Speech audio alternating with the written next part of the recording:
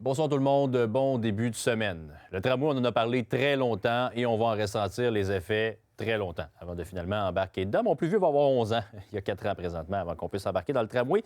La Ville annonce que les travaux préparatoires vont commencer au mois d'avril et je vous assure que ce ne sera pas pour les doux. Il y a plusieurs artères qui vont être complètement paralysées en Haute-Ville de Québec. Mathieu, c'est rien de moins qu'un électrochoc qu'on nous a servi cet après-midi.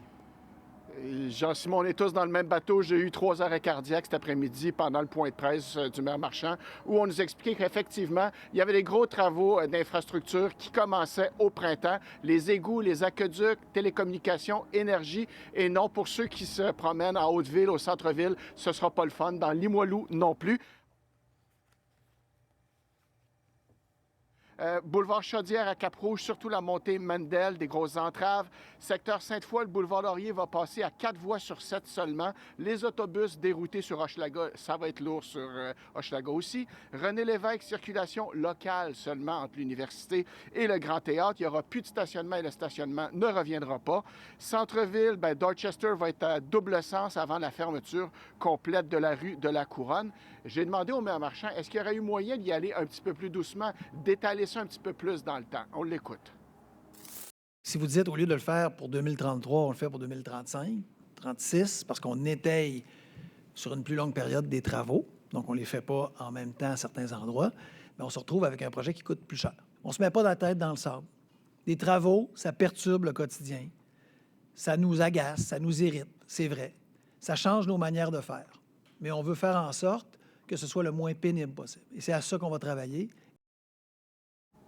Oui, le moins pénible possible. Justement, y a-t-il des moyens de se préparer au pire?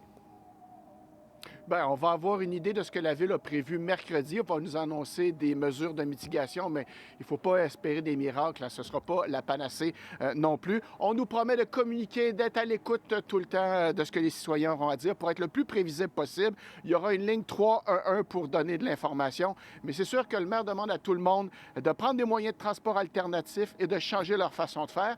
Et justement, il a un message pour le gouvernement du Québec qui a annoncé, c'est curieux comme timing, aujourd'hui que les fonctionnaires revenaient au bureau 3 jours par semaine. Pas une très bonne idée d'après Bruno Marchand. Ça va prendre une exception Québec.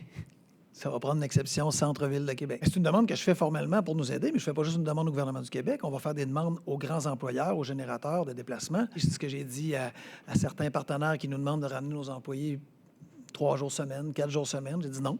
Et le gouvernement du Québec, je pense, devrait dire, bien, pour ceux qui travaillent sur la colline parlementaire, par exemple, pour ceux qui travaillent dans les zones, l'aire d'influence, on va permettre exceptionnellement le temps des travaux de redevenir à 2 jours semaine ou moins. Oui, ce ne sera pas drôle. Merci beaucoup, Mathieu. Je ne suis pas croyant, mais Dieu nous vienne en aide.